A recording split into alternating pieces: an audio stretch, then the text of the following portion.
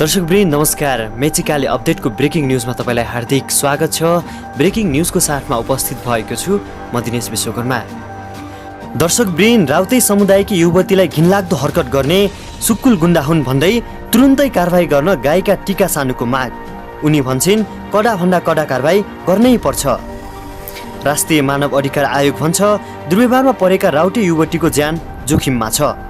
राउटे युवतीलाई दुर्व्यवहार प्रकरण, राउटे वस्तुमा अरूलाई जान रोक।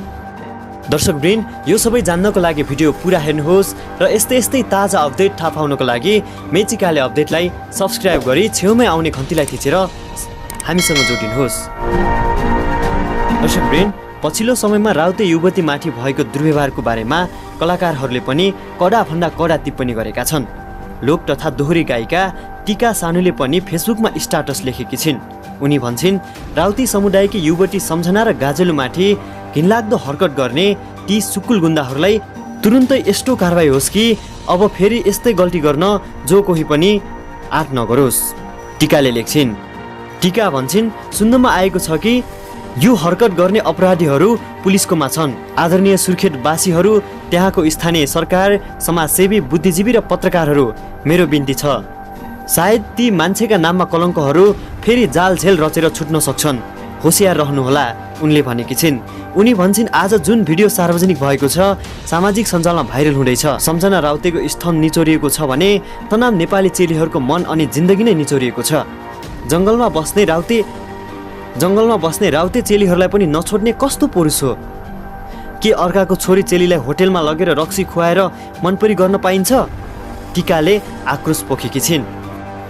टिका थप्छिन् यी यस्ता प्रश्नले मन यति जलेको छ कि व्यक्त गर्न पनि मुस्किल भएको छ।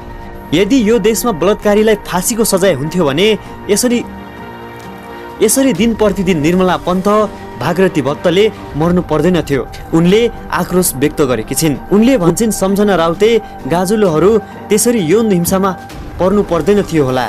नेपालको कानुन डह्रो भएको भए ए सरकार एकचोटि कानुन सच्याउने हो कि? आज सम्झना, भोलि अर्को कोही चेली गरी दिनै घटना बढ्दै जान्छ। छोरी भएर जन्मिने म लगायत हामी छोरीहरू जति पछितो लाग्छ नि, त्यति नै म जस्तै छोरी जन्माउने बुवा आमालाई हरेक दिन डर लाग्छ सायद। नोट, सबैले आफ्नो आफ्नो क्षेत्रबाट दबाब दिने काम गरौँ, टिकाले लेखेकी छिन्। टिकाले फेसबुकमा सार्वजनिक भएको सम्झना राउते माथि भएको घिनलाग्दो भिडियो भनेर भिडियोको केही अंश समेत सेयर गरेकी छिन्, जसमा धेरैले कडाभन्दा कडा कारबाहीको माग गरेका छन्। राष्ट्रिय मानव अधिकार आयोगले राउते समुदायकी युवतीमाथि यौन दुर्व्यवहार भएको घटनाको प्रभावकारी अनुसन्धान गरी दोषीलाई कडाभन्दा कडा कारबाही गर्न आग्रह गरेको छ। घटनाप्रति गम्भीर ध्यानाकर्षण भएको जनाउँदै आयोगले दोषीलाई कानुनी दायरामा ल्याउन आग्रह गरेको हो। उक्त घटनाको अनुगमनपछि एक विज्ञप्ति जारी गर्दै पीडित युवतीहरूलाई राउते समुदायले अस्वीकार गर्ने सम्भावना देखिएको र उनीहरूको ज्यान नै जान जोखिम रहेको जनाएको छ।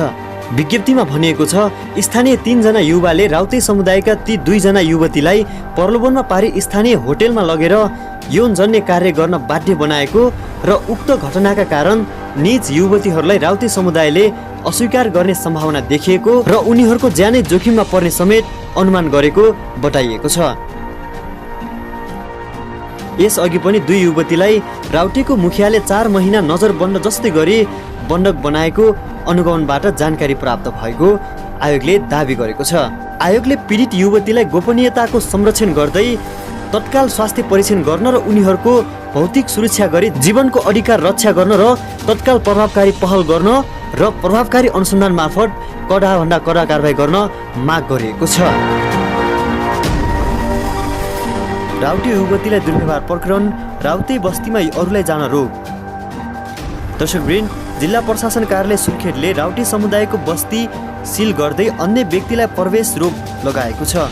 राउटे समुदायमाथि यौन दुर्व्यवहार भएको भिडियो राउटे समुदायमा पुग्न नदिन बस्तीमा प्रवेशमा रोक लगाएको जिल्ला प्रहरी कार्यालय सुर्खेतका डीएसपी रामप्रसाद घरतीले जानकारी दिए।